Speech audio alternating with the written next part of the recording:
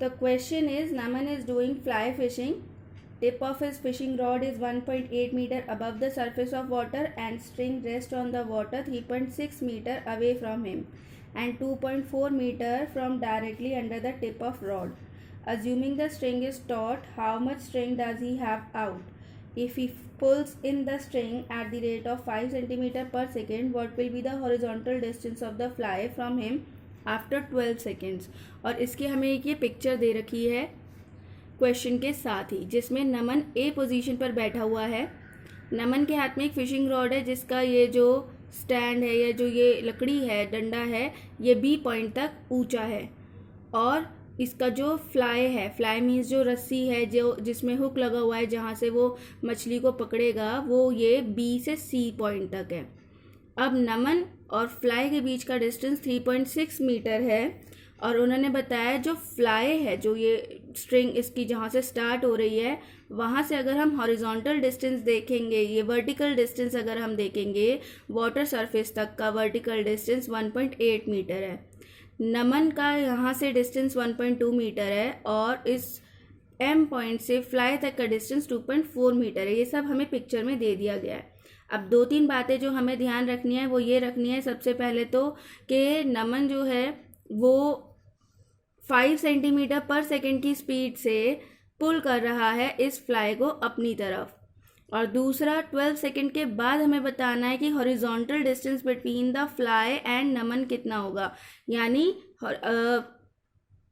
5 centimetre की speed से जब वो उसको पुल कर रहा है, यहाँ पे एक पुली होती है जिससे ये फटाफट खींच रहा है अपने इस फ्लाई को, तो ये फ्लाई हम ये मान लेते हैं after pulling the string for 12 seconds ये फ्लाई यहाँ आ जाता है।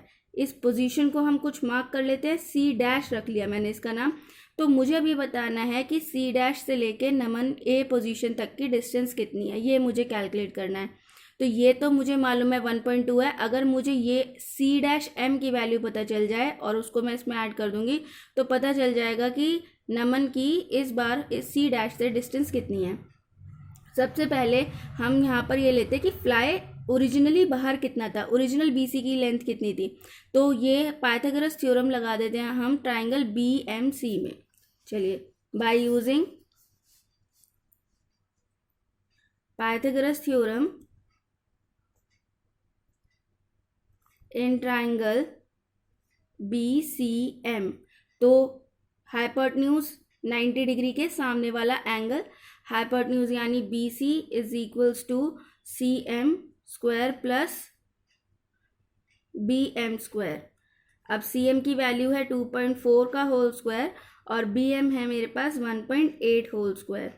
2.4 का होल स्क्वायर हो जाता है 5.76 एंड 1.8 का होल स्क्वायर है 3.24। दोनों का टोटल करते हैं हम तो हमारे पास आएगा 9.00 और स्क्वायर हटाने के लिए हम यहाँ अंडर रूट करेंगे तो डेसिमल के बाद जीरोस की कोई वैल्यू नहीं है।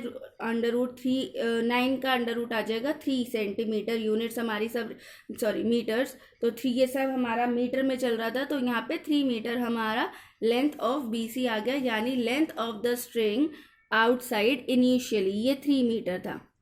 अब हम ये निकालते हैं कि ये जो स्ट्रेच है, जो स्ट्रिंग है, उसको हमने खींच करके या नमन ने खींच करके सी डैश पोजीशन पर पहुंचा दिया है आफ्टर 12 सेकेंड।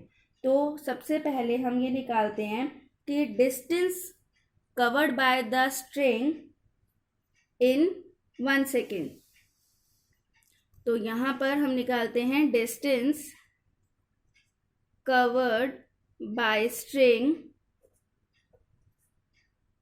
इन 1 सेकेंड। तो 1 सेकेंड में उसने डिस्टेंस कवर किया है 5 सेंटीमीटर। कैसे मुझे पता चला? मुझे क्वेश्चन में दिया गया था कि Naman is pulling the string at rate of 5 centimetre per second. Rate का मतलब ही है स्पीड, तो वो 5 सेंटीमीटर पर सेकेंड की स्पीड पे स्ट्रिंग को खींच रहा था। अब 5 सेंटीमीटर पर सेकेंड का मतलब जो स्पीड अगर मैं फाइंड आउट करती हूँ तो स्पीड का फॉर्मूला होता है डिस्टेंस अपॉन टाइम।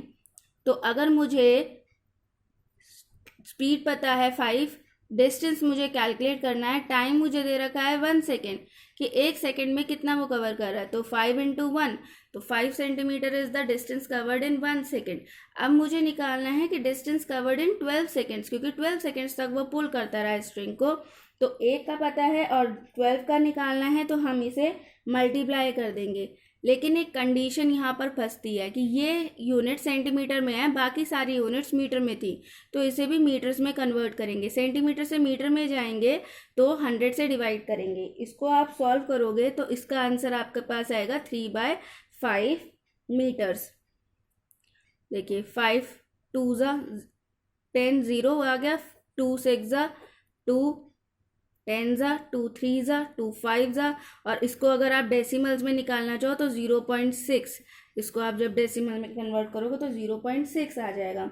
इसका मतलब ये जो BC डैश की जो लेंथ आ गई है, ये लेंथ, ये अब हम कैलकुलेट कर सकते हैं।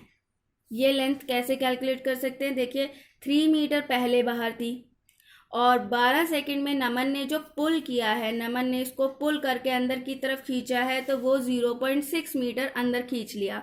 तो बाहर कितनी बची, यानी बाहर जो बची उसको हमने BC डैश रखा था, तो वो है 3 minus 0.6 which is equals to 2.4 metre.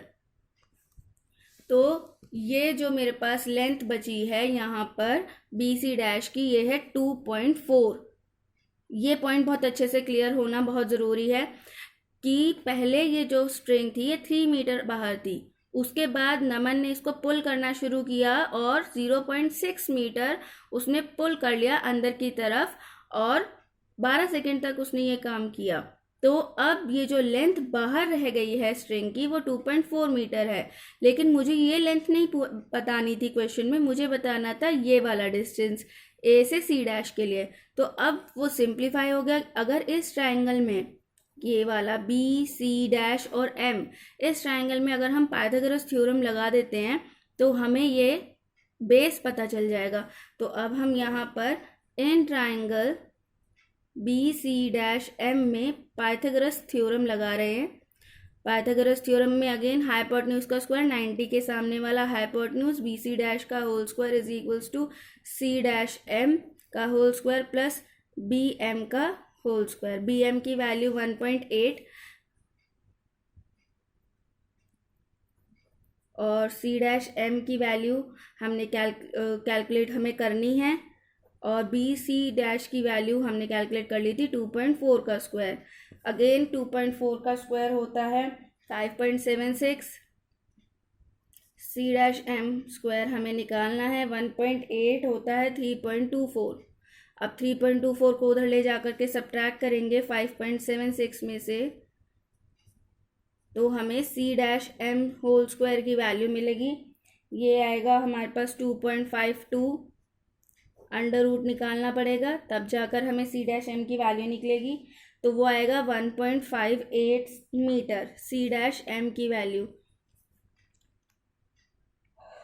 और अब इसको आप अप्रॉक्सीमेटली 1.6 मीटर लिख सकते हो, या आप यहाँ पर भी 1.58 तक भी छोड़ सकते हो।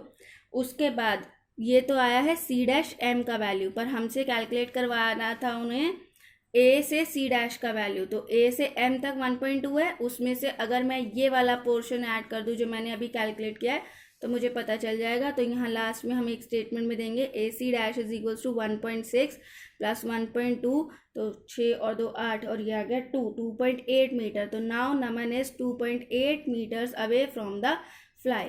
तो ये आंसर आ गया है आपका इस क्वेश्चन का। होप कि ये क्वेश्चन आपको सोल्यूशन आपको समझ में आया होगा और क्वेश्चन को अब आप ठीक से समझ पाए होंगे। आप मेरे चैनल को ज़रूर सब्सक्राइब कीजिएगा अगर अभी तक आपने सब्सक्राइब नहीं किया है, और भी वीडियोस देखते रहने के लिए इस वीडियो को भी लाइक शेयर और इस पर कमेंट भी करके मुझे बताइएगा। Thank you.